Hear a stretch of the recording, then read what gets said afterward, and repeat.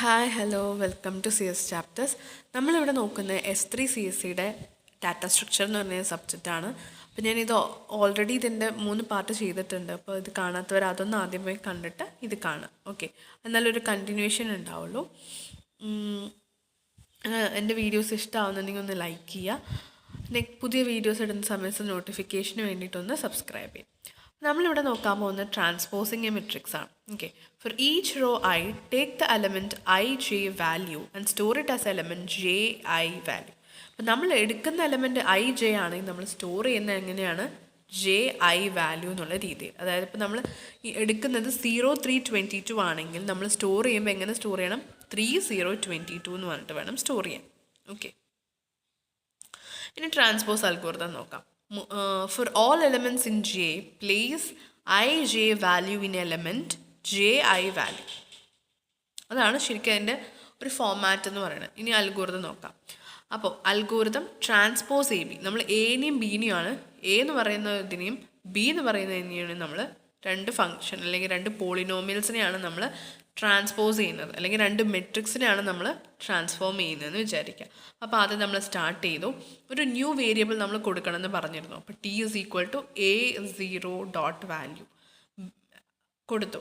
അതിനുശേഷം b0.row, അതായത് ബീൻ്റെ raw എന്ന് പറയുന്നത് a0.column, എൻ്റെ കോളം കോമ b0.column, ഇത് ബി ഡോട്ട്, അതായത് ബിയുടെ റോ എന്ന് പറയുന്നത് എയുടെ കോളം ആക്കുക, ബിയുടെ കോളം എന്ന് പറയുന്നത് എയുടെ റോ ആക്കുക. എന്നിട്ട് ബിയുടെ വാല്യൂവിനെ ടിയിലോട്ട് സ്റ്റോർ ചെയ്ത് വെക്കുക. അതാണ് നമ്മൾ ഫസ്റ്റ് ചെയ്യുന്നത്. ഫസ്റ്റ് എന്താ ചെയ്യുന്നത്? ബിയുടെ റോനെ എയുടെ കോളം ആക്കുക, ഈക്വൽ ചെയ്യുക, അല്ലെങ്കിൽ അസൈൻ ചെയ്യുക. ബിയുടെ കോളത്തിന് എയുടെ റോ ആയിട്ട് അസൈൻ ചെയ്യുക. എന്നിട്ട് ബിയുടെ വാല്യൂവിന് ടിയിലോട്ട് അസൈൻ ചെയ്യുക. ടിയിൽ അവിടെ നമ്മൾ ഓൾറെഡി എന്ത് അസൈൻ ചെയ്തിട്ടുണ്ട്? എയുടെ വാല്യൂ അസൈൻ ചെയ്തിട്ടുണ്ട്. ഓക്കെ, ഇനി ടിയുടെ വാല്യൂ ഗ്രേറ്റർ ദാൻ 0 ആണെങ്കിൽ കറണ്ട് ബി എന്ന് പറയുന്നത് =1 ആക്കുക. ഓക്കെ, ഇനി നമ്മൾ നെക്സ്റ്റ് ഒരു ഫോർ ലൂപ്പ് കൊടുക്കുകയാണ്. i=0, i0 ടു എൻ്റെ കോളം വരെ, കോളം -1, a ഓഫ് 0.column -1. അങ്ങനെയാണെങ്കിൽ do for j=1 to T, J എന്ന് പറയുന്നത് 1 ടു ടി നമ്മൾ ആ ലൂപ്പ് കണ്ടിന്യൂ ചെയ്യണം. ഓക്കെ, ഇനി ഫോർ ലൂപ്പ് നമ്മൾ അക്സെപ്റ്റ് ചെയ്തു, ഡു കൊടുത്ത് നമ്മൾ അതിനകത്ത് കയറി കഴിഞ്ഞാൽ if A of J dot column equal to Y, if A of J dot column എന്ന് പറയുന്നത് ഈക്വൽ ടു ഐ ആണെങ്കിൽ, അത് ഏത് കോളത്തിൻ്റെ ജെ പൊസിഷനിലുള്ള വാല്യൂ ഐക്ക് ഈക്വൽ ആണെങ്കിൽ കറണ്ട് ബിയിലുള്ള റോ എന്ന് പറയുന്നത് എ എന്ന് പറയുന്ന കോളത്തിൻ്റെ ജെ പൊസിഷനിലെ വാല്യൂവിനോട് ഈക്വലായി, മീൻസ് അസൈൻ ചെയ്യാം. അതുപോലെ തന്നെ എൻ്റെ റോ, അതായത് എൻ്റെ ജെ പൊസിഷനിലുള്ള റോൻ്റെ വാല്യൂ കറണ്ട് ബീൻ്റെ കോളത്തിലോട്ട് അസൈൻ ചെയ്യാം. അതുപോലെ കറണ്ട് ബീൻ്റെ വാല്യൂ എന്ന് പറയുന്നത് എ ഓഫ് ജെ ഡോട്ട് വാല്യൂവിലോട്ട് അസൈൻ ചെയ്യാം. ഇതൊക്കെ അസൈൻ ചെയ്തിട്ട് ബീനെ നമ്മൾ ഇൻക്രിമെൻറ്റ് ചെയ്യാം. ഓക്കെ, എന്നിട്ട് ഇഫ് എൻഡ് ചെയ്യുക, ഫോർ എൻഡ് ചെയ്യുക, സ്റ്റോപ്പ് ചെയ്യുക. അപ്പോൾ എന്താണ് ട്രാൻസ്പോസിൻ്റെ അൽഗോരിതം? ആദ്യം നമ്മൾ ടി എന്ന് പറയുന്ന ഒരു വേരിയബിൾ ഇനീഷ്യലൈസ് ചെയ്യും, എന്നിട്ട് അതിനെ എ 0th പൊസിഷനിലുള്ള വാല്യൂയിലോട്ട് അസൈൻ ചെയ്യും. അതിനുശേഷം ബീൻ്റെ 0th പൊസിഷനിലുള്ള, അതായത് റോയിലുള്ളതിനെ എൻ്റെ 0th പൊസിഷനിലുള്ള കോളത്തിലോട്ട് അസൈൻ ചെയ്യാം. ബീൻ്റെ 0th പൊസിഷനിലുള്ള കോളത്തിനെ എൻ്റെ 0th പൊസിഷനിലുള്ള റോയിലേക്ക് അസൈൻ ചെയ്യാം. അതുപോലെ ബീൻ്റെ 0th പൊസിഷനിലുള്ള വാല്യൂവിനെ ടിയിലോട്ട് അസൈൻ ചെയ്യാം. അങ്ങനെയാണെങ്കിൽ ഇനിയിപ്പോൾ ടി എന്ന് പറയുന്ന സാധനം ഗ്രേറ്റർ ദാൻ 0 ആണെങ്കിൽ ബീനെ എന്ത് ചെയ്യണം? കറണ്ട് ബീനെ നമ്മൾ =1 ആക്കി സെറ്റ് ചെയ്യണം.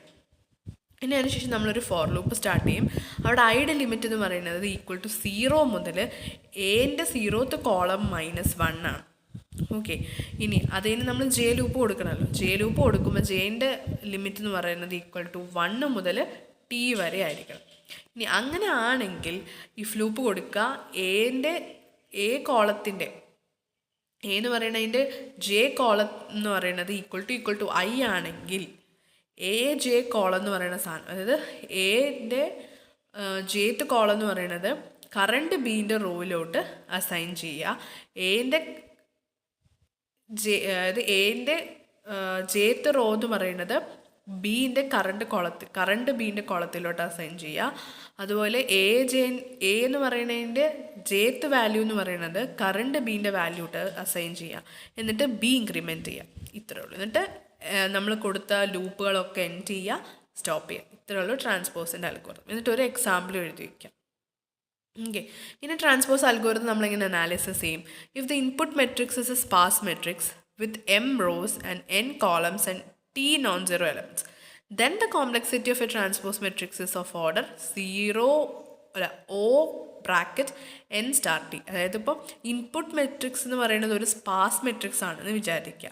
അതിന് m rows ഉണ്ട്, n columns ഉണ്ട്, t non-zero elements ഉണ്ടെങ്കിൽ അതിൻ്റെ കോംപ്ലക്സിറ്റി എന്ന് പറയുന്നത് O bracket n star t എന്നാണ്. ഓക്കെ, അടുത്തതെന്ന് പറയുന്നത് അഡീഷൻ ഓഫ് 2 സ്പാർസ് മെട്രിക്സ് ആണ്. അപ്പോൾ നമ്മൾ നോക്കിയത് ട്രാൻസ്പോസ് ആണ്. ഇനി എങ്ങനെ നമുക്ക് അഡീഷൻ പെർഫോം ചെയ്യാൻ നോക്കാം. അതിന് ഫസ്റ്റ് സ്റ്റെപ്പ് എന്ന് പറയുന്നത് check whether the matrix are compatible. First നമ്മൾ ചെക്ക് ചെയ്യേണ്ടത് മെട്രിക്സുകൾ കമ്പാറ്റബിൾ ആണോ എന്നാണ്. അത് കഴിഞ്ഞ് ചെക്ക് ചെയ്യേണ്ടത് അൺപ്രൊസസ്ഡ് നോൺ സീറോ ടേംസ് ഉണ്ടോ 2 ഇൻപുട്ടിലും. ഓക്കെ, വൈൽ ലൂപ്പ് കൊടുത്തിട്ട് ചെക്ക് ചെയ്യേണ്ടത് എന്താണ്, 2 ഇൻപുട്ടിലും നോൺ സീറോ അൺപ്രൊസസ്ഡ് എലമെൻറ്റ്സ് ഉണ്ടോ എന്ന് നോക്കാം. ഓക്കെ, ഉണ്ടോ നോക്കാം. ഇനി അങ്ങനെയാണെങ്കിൽ നമ്മൾ ആ ലൂപ്പിലേക്ക് എൻ്റർ ചെയ്യും. എന്നിട്ട് റോ നമ്പറും കോളം നമ്പറും 2 ടേംസിൻ്റെ മാച്ച് ആണോ നോക്കാം. മാച്ച് ആണെങ്കിൽ നമ്മൾ സമ്മ് ചെയ്യുക. എന്നിട്ട് ആ റിസൾട്ടിങ് മെട്രിക്സിലോട്ട് ആഡ് ചെയ്യുക. എന്നിട്ട് എന്ത് ചെയ്യും, മൂവ് ചെയ്യണം. അതായത് നെക്സ്റ്റ് ടേമിലേക്ക് മൂവ് ചെയ്ത് കൊടുക്കുക. ഇനിയിപ്പോൾ റോ നമ്പർ എന്ന് പറയുന്നത് ഇൻപുട്ട് 1ൻ്റെ റോ നമ്പർ എന്ന് പറയുന്നത് ഇൻപുട്ട് 2ൻ്റെ റോ നമ്പറിനെക്കാളും ചെറുതാണെങ്കിൽ റോ നമ്പേഴ്സ് ആണെങ്കിൽ ഒരു കണ്ടീഷനും കൊടുക്കുക. ഇനി ആണെങ്കിൽ പിന്നെ ഒരു കണ്ടീഷനും കൂടെ ഉണ്ട്. ഇനി റോ നമ്പേഴ്സും കോളം നമ്പേഴ്സും സെയിം ആണെങ്കിൽ, അല്ലെങ്കിൽ കോളം നമ്പർ ഓഫ് ഇൻപുട്ട് 1ൻ്റെയും ഇൻപുട്ട് 2ൻ്റെയും സെയിം ആയിരിക്കും. ഓക്കെ, ഇനി അങ്ങനെയല്ല, ഇൻപുട്ട് നമ്പർ 1ൻ്റെ കോളം നമ്പറും ഇൻപുട്ട് 2ൻ്റെ കോളം നമ്പറും വിചാരിക്കാം. ഇനി അതിനുശേഷം ഇൻപുട്ട് 1ൻ്റെ ടേമിൽ നമ്മൾ റിസൾട്ടിംഗ് മെട്രിക്സിലോട്ട് കോപ്പി ചെയ്യുക. അതിനുശേഷം if the number of input 1 greater than row number of input 2 ആണെങ്കിൽ row numbers are the same ആയിരിക്കും. പക്ഷെ കോളം നമ്പർ ഓഫ് ഇൻപുട്ട് 1 എന്ന് പറയുന്നത് greater than column number of input 2 ആയിരിക്കും. ഓക്കെ, അതിനുശേഷം ടേം 2ലേക്ക് കോപ്പി ചെയ്തു, വയൽ എൻഡ് ചെയ്തു. എന്നിട്ട് അൺപ്രൊസസ്ഡ് ഇല്ല എന്ന് പറഞ്ഞു.